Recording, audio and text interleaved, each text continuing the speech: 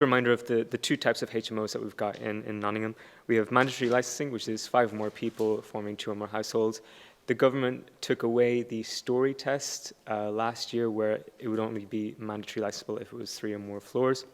And instead they replaced it with except where it's in a purpose-built block of flats with 3 or more flats. And we've also got additional licensing, and that is 3 or more people forming 2 or more households again, but if the property is situated in the additional licensing area. And this is a close-up of it. So it's quite a bit smaller than the selective licensing area. It has increased slightly in size from our 2014 to 2018 scheme. So from 2019, we've got a little bit of a larger area to cover. Performance update. So we have total number of licensed HMOs, 3,471. Of those, 1,598 are mandatory, and 1,873 are additional. They are all the properties are licensed at different stages of their terms.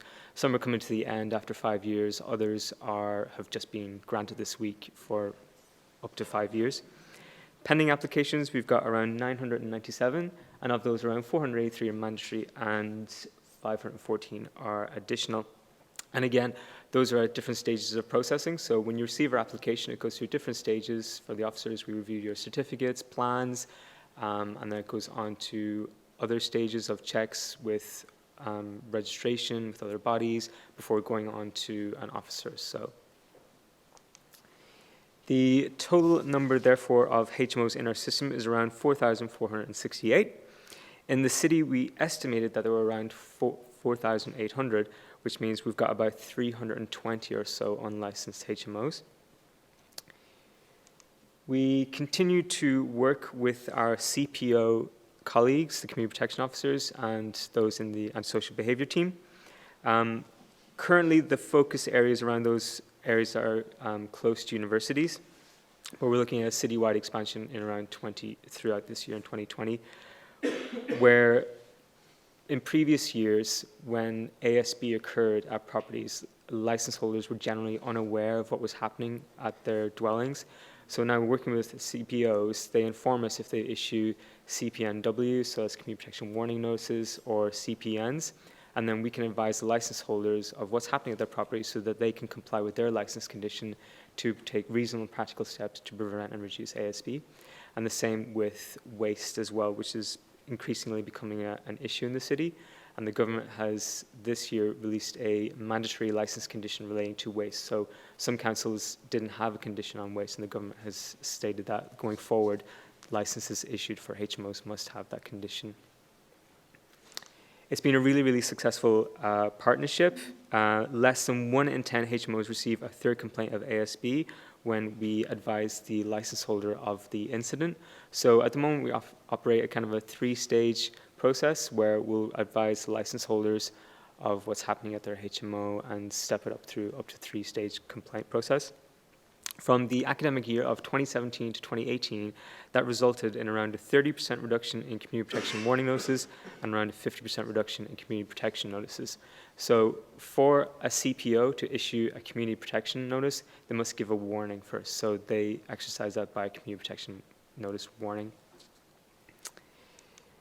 Supporting and working with you. If you've got problematic tenants engaging in ASB, we have tenancy relation officers, and I know that David spoke about that as well. So a property that springs to mind actually is where the police approached us and said that they'd received around 99,999 calls relating to just one property regarding to antisocial behavior happening there. And we were able to sit down with the license holder, help her put together the packs for serving your Section 21 notices, because it's quite detailed. You have to have your gas safe certificate, EPC certificate, etc.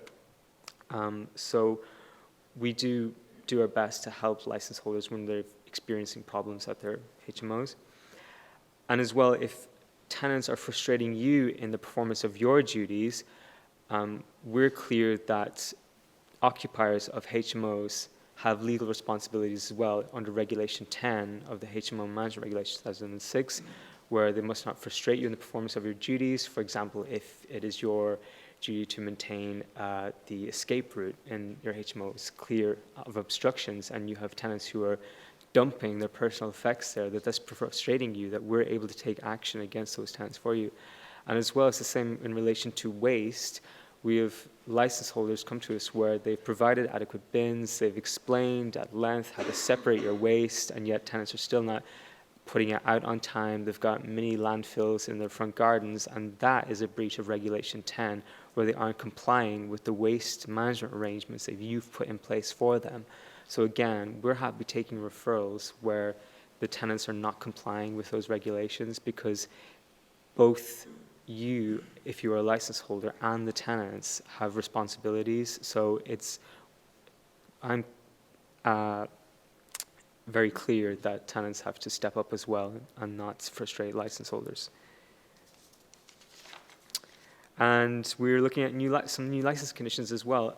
We've been approached by landlords where some landlords are not taking good care of their properties. We've got graffiti, we've got loose cabling. I think in this property I counted 7 or 8 satellite dishes on just one HMO, and half of them are broken and hanging off and rusted. So landlords have told us that where they're taking good care of their properties and neighboring properties are bringing down the area. So we're going to propose a new license condition where if you've got obsolete telecommunications equipment, satellite dishes, if you've got graffiti, that it must be kept in good decorative order and good repair.